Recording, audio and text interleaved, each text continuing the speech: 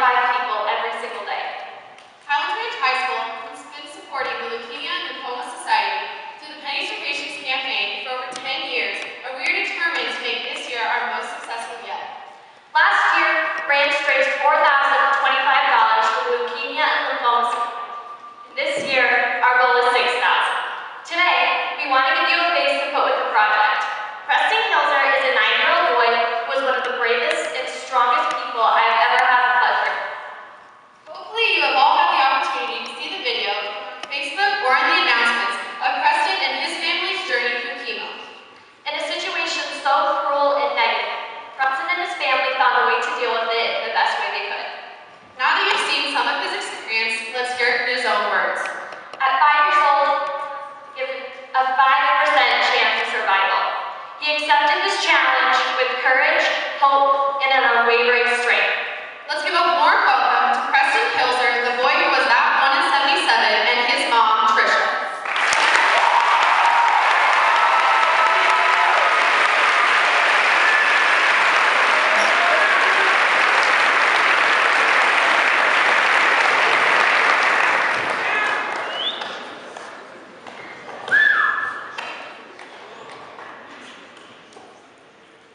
Life was busy, but fun, with 3 young children. Lots of snuggling time and good old-fashioned naps every afternoon. We weren't in school yet, so life was going to the park, spending time reading, and finding anything to fill our so-called normal days.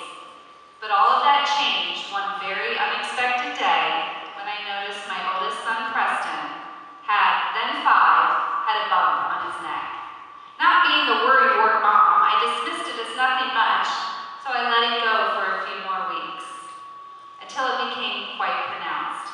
We made a doctor appointment and came to the conclusion that it was probably an infection, so we treated it with a round of antibiotics. However, after a week of not much improvement, I followed up with a specialist whose face told me everything. The very next day, Preston was scheduled for an early morning CAT scan, where his little veins were pumped with contrast so they could see a full picture into his precious, innocent body. The results were alarming, but not conclusive. So a day later, his neck was biopsied and several large lymph nodes were noticed.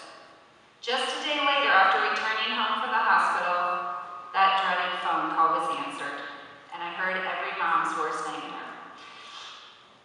I'm terribly sorry, but Preston has cancer, and it's called Hodgkin's lymphoma. It's a blood cancer.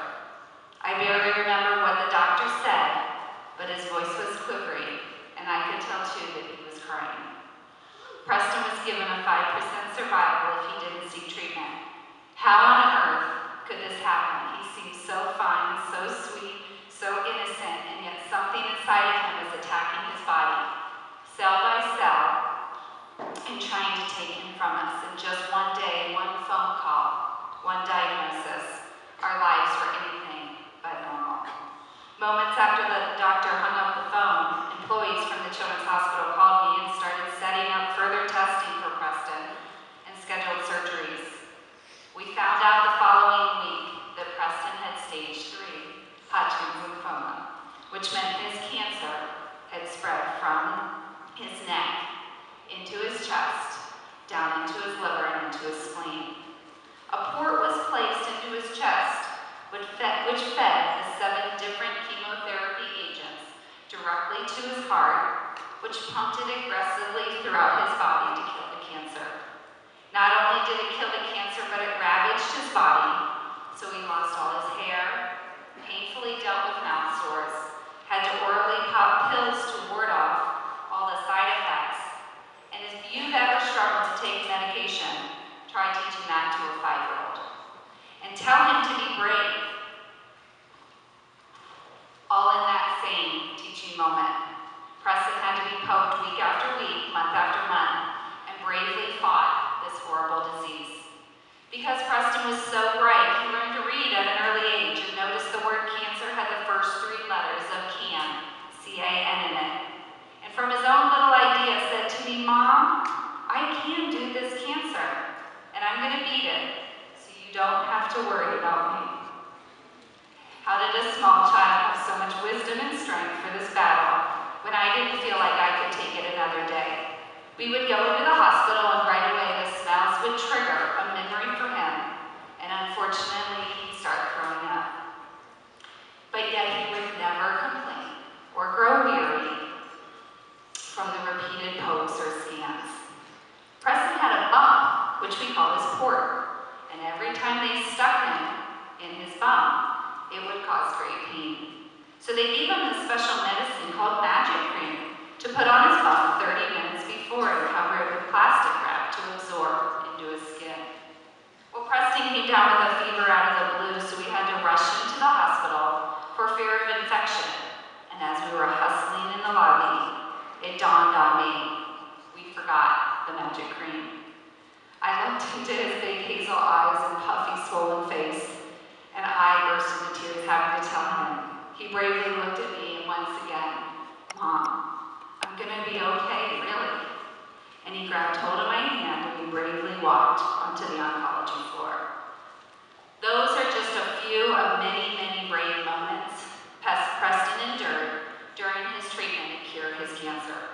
Along with all the tears came just as many, if not more, celebratory moments for our family during this journey. We were privileged and honored to attend a Light the Night event where thousands are recognized for their brave battle with blood cancer. And it was at this special event that we met the Leukemia and Lymphoma Executive Director, Rebecca Russell.